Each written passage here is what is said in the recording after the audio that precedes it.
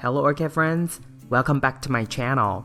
Wherever you are, I hope you're having a great day, staying healthy and staying safe. Today in this video, we're going to look at one of my Phalaenopsis Sweet Memory Liodoro.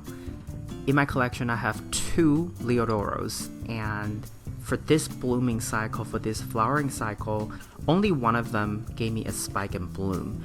Both of them were repotted after their initial blooms were done, and they all had somewhat of root issues, so I decided to clean out the roots and put them in this moss medium. And the container you see here, there is no drainage hole, so this is a no-hole moss method. My goal for these two orchids at the time was to allow these orchids to focus on root production and leaf production, because I felt that they were not doing too well due to some of the root issues that I saw. And this orchid bloomed. This orchid did better, so it came out with one spike, 3 flowers, and the other one is doing really well still, growing roots and leaves, but it just did not produce a flower spike this time. And if you can see, there is a stubble leaf right in the middle. That was the first leaf that this orchid grew after I repotted this orchid into the current setup.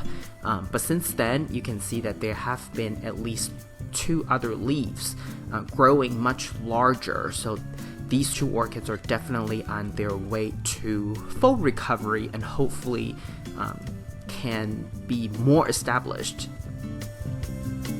And whenever I share orchids grown in this particular type of no-hole plus moss setup, I always get a lot of questions about watering, how I water this type of orchids.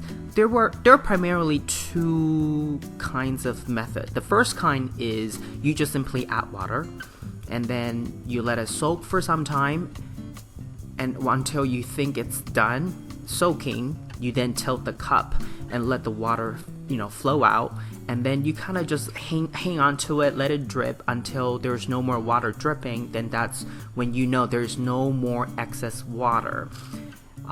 So that's one method. The second method is you only add a set amount of water into the container, and this is gonna require a little bit of trial and error. For example, I have tested the second method enough that I know for this orchid, for the container that it's in and for the amount of moss that I used, 1/8 of a cup, which is about 30 cc, 30 milliliter. That's the amount that this orchid would require, and it will allow this orchid to have that wet-dry cycle within about a week. Because I water my orchids weekly, so I want everyone to be sort of on a similar schedule. So my goal is for this orchid to be able to have that wet-dry cycle complete within 7 days, and 1/8 of a cup is the amount that would allow me to have that cycle. So I have since then graduated to use the set amount, the 1/8 of a cup for this orchid. And whenever I fertilize this orchid, I just go ahead and make sure that the fertilizer, quarter strength fertilizer, is added, so that the solution I give to this orchid, 1/8 of a cup, already has fertilizer in it. So there is no separate fertilization regimen to this orchid. In fact, that's how I care for all my orchids, quarter strength, and I just give orchid very weak quarter strength fertilizer every time I water them, except at the end of the month, I would make sure I soak them really well to give them a quote-unquote proper flush, or proper soak, if you will.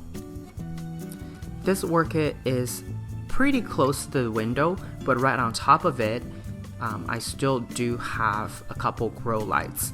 And as you can see, some of the photos actually have grow light turned on, so you can see that their colors are not the typical color.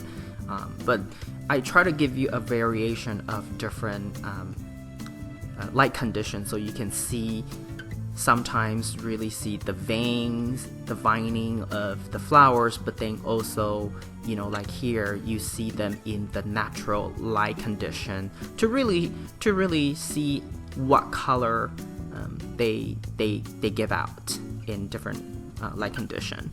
This orchid is super fragrant. I really enjoy their fragrance. And I think that's one of the reasons why many people love Liodoros. But they come with pretty hefty price tag. Okay, so here is bonus footage number 1.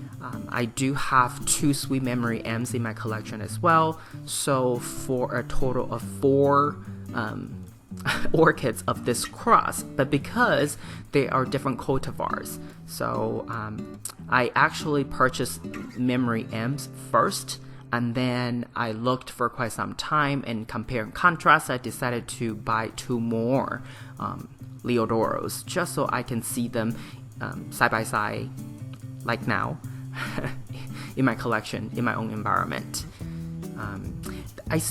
Because Liodoros are hard to find, so if you ever see anything available in the US, they usually come with a pretty big price tag. So, you know, I'd say if you can afford it, get one, but otherwise save your money, because I personally love Liodoro, but sometimes I feel the price that people are charging is just outrageous, and I think you can probably, you know, do better with money elsewhere. Okay, I think I will definitely think about repotting my Liodoros once this flower cycle is done, because I have a lot of success with inorganic media and with drainage holes at the bottom, which is what I am doing with my M's. So I think I want to move my Liodoros to that as well. And by the way, now this is footage number 2. This is done by on a different day when Liodoros were in full bloom. So that's why Liodoro now is on the left side and my M's are on the right. Okay, but you can see that 2 different growing setup. So the M is inorganic media with drainage holes at the bottom. Liodoro is no drainage hole with moss. And I was talking about changing Liodoro setup to the same setup as the one on the right. What do you think? Or do you think I should use a different method? Let me know in the comment down below. And if there's any more updates, I'll definitely share a video with you. This is all I have for you today. If you like this video, please give it a thumbs up. And if you would like to get more orchid related videos from my channel, please subscribe and turn on the notification. I want to wish you happy growing, and I will talk to you in my next video. Ciao!